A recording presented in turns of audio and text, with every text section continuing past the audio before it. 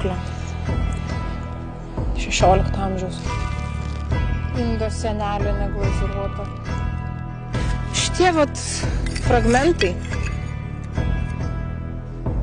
Vidinė dalis glazuruota, išorinė neglazuruota, rasti laiptiniai. Rastos kaltinės.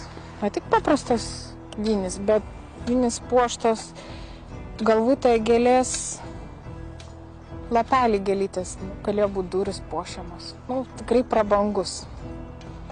Karnizinis koklis, polichrominis, jo glazūra yra atšakinėjusi, nes nuo aukštos temperatūros.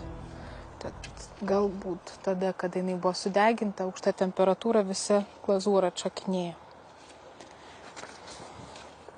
Taip pat rastas koklis su W. Tai yra Goštautų giminės herbas. Ir šį herbą saugo angelai. Atidengtas rūsio švieslangis, kuris turbūt buvo tvarkomas ir jisai užgriuvęs yra. Rastas su sandėliuotų plytų. Galima galvoti, kad čia statybos laikotarpiu jos buvo susidėtos.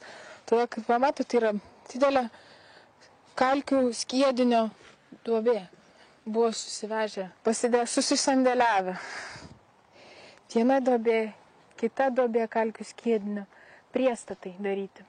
Matosi akivaizdžiai, kad, tarkim, čia yra gotikinis mūras, prie gotikinio mūro yra prilipdyti, tvarkoma. Pilis buvo ir gal kiemo galera buvo sugalvota daryti. Šio vietoje turim, mes dabar manom, kad tai yra pagrindinis įėjimas buvo iš kiemo pusės į rūmus.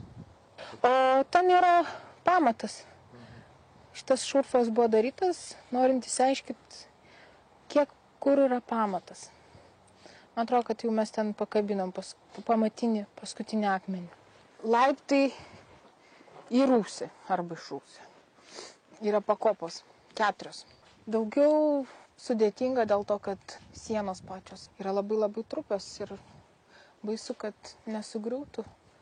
Čia yra bokštelis, tame bokštelėje yra laiptinė į viršų. Ir čia yra skliautai šitie padaryti dėl to, kad jie ne tai, kad kažkas užmūryta, bet paprasčiausiai konstrukcija buvo tokia, kad tvirčiau laikytų ir dar vienas švieslankis, matos. Irgi užvirtas iš rūsio švieslankis. Ir čia vietoje, kur dabar darbininkai dirba, tai buvo tas priestatas renesansinis. Kiek dar jums atrodytų, šitoj piliavietėje yra paslapčių, arba kiek dar reiktų kasti, kad tikrai įsiaiškinti ir pamatyti tą visą, kas dar kol kas slepia žemių sluoksniai. Jeigu norint ten į rūsius ir taip toliau, tai aš manau, kad ne 1 ir ne 2 metų tyrimų dar čia reikėtų. Bet nebūtinai mums viską reikia padaryti. Gali ir ateities kartos tai padaryti. Viską mes turim sužinoti, o ką kiti tyrinė. Gal bus kažkokie nedestrukciniai metodai. Ir jau dabar yra, kad nereikės visko atkasti, skaneriai, radio. Kažkokia, gal bus kitos technologijos, nereikės visko, gal galima bus užkonservuoti.